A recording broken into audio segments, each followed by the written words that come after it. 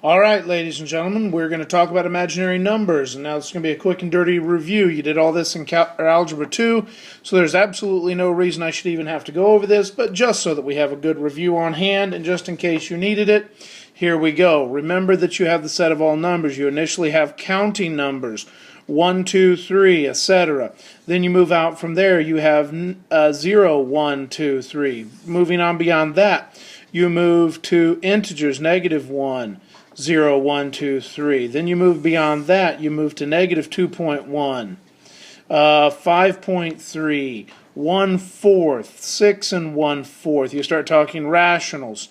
Moving beyond the rationals, you talk about irrationals.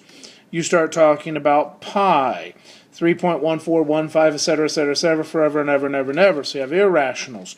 All of that makes up the real numbers. Now, beyond real numbers, of course, if we have real numbers, then it makes sense that we're having this thing beyond this called the imaginary numbers.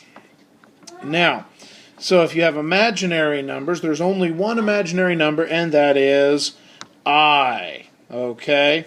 Now, if we were to somehow to combine reals and imaginaries together, that all becomes very complex. But so, if we have I, the whole point of I is so that we can take the square root of a negative number.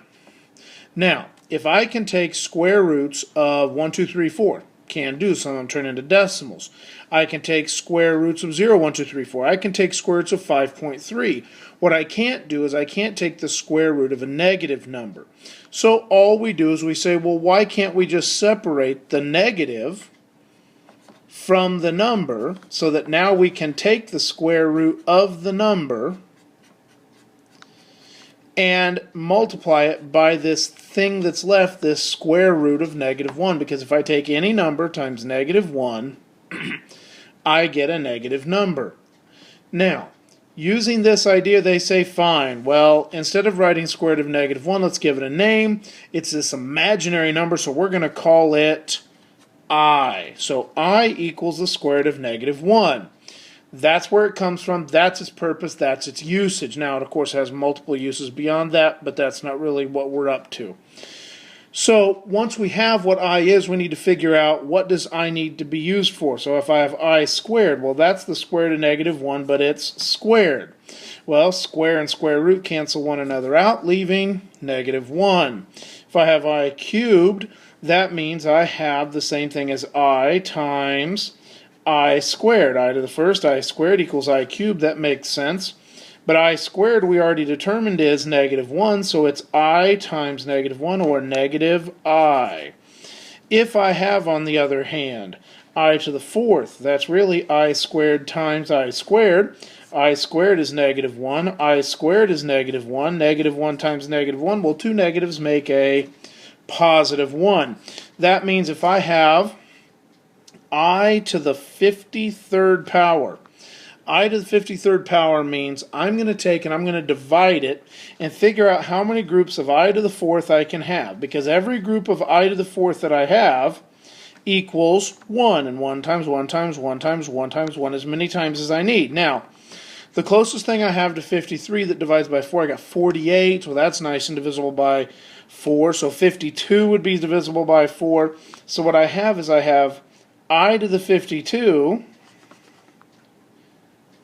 times I to the first. Well, every one of those I to the 52 could be I to the 4th, I to the 4th, I to the 4th, I to the 4th, over and over and over again, making a total of 1. So I to the 52 equals 1.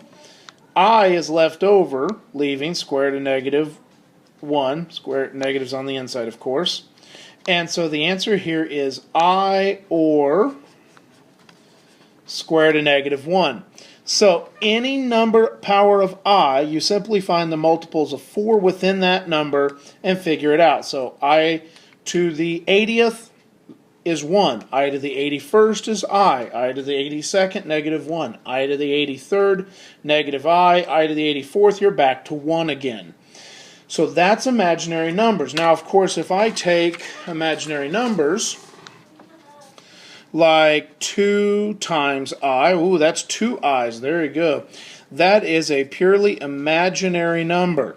If I have the number 4, that is a real number. But all of a sudden, if I take the real number and the imaginary number and I put them together, I have complex numbers. This all of a sudden becomes complex because I'm trying to mix real things with imaginary things. Having done that, I say, hey, I got these new complex numbers. Why don't I try putting those together in some way? 4 plus 2i, let's put it together and add it to some other complex number. Pull it right out of your head. 6 plus 3i. Ooh, 6 plus 3i. So I say, well, the real part can go to the real part. 4 plus 6 is 10. 2i plus 3i is 5i. So 10 plus 5i.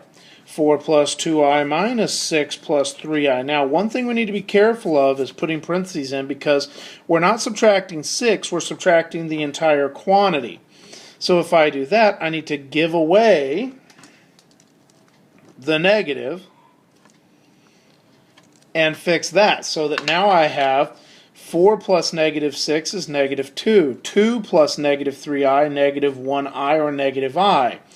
And there we go. That's adding, that's subtracting. But if I can add and subtract, well, shockingly enough, I can multiply.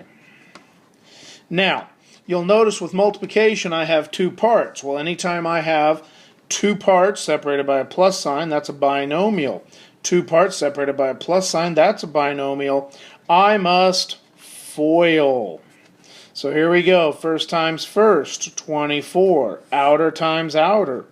12i, inner times inner, 12i, last times last, 6i squared. Now, the sign is determined by the sign. So if I have positive and positive, that's a positive. Positive, positive, that's a positive. If I have a negative somewhere in here, I would put a minus. Now, we're not quite done yet because I can take this and this and put them together. Ooh, that's 24i.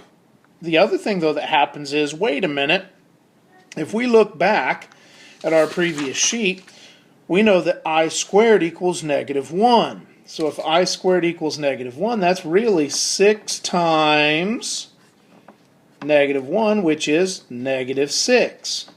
So if I have positive 24 and negative 6, that means I have 18. 18 plus 24i. That is multiplying complex numbers.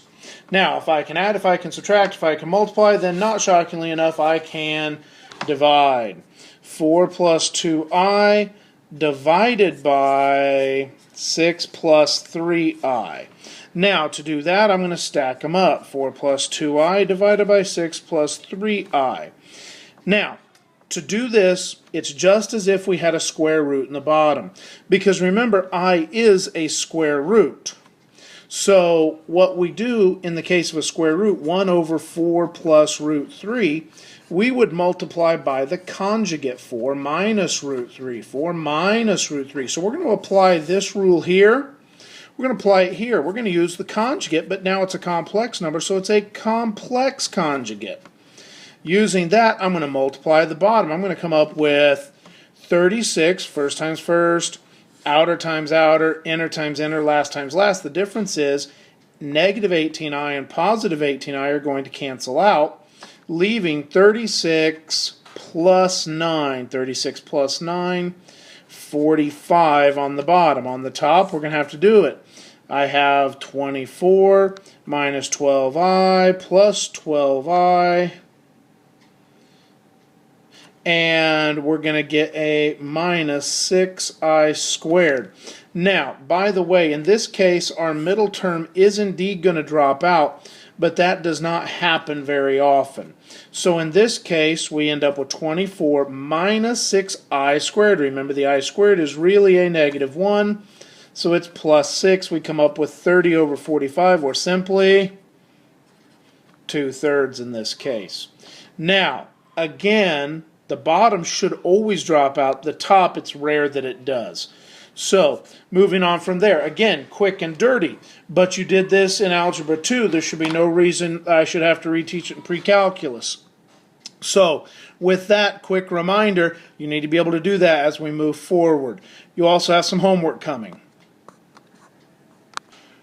All right, ladies and gentlemen, your homework for this section is page P8, 3 to 33, multiples of 3.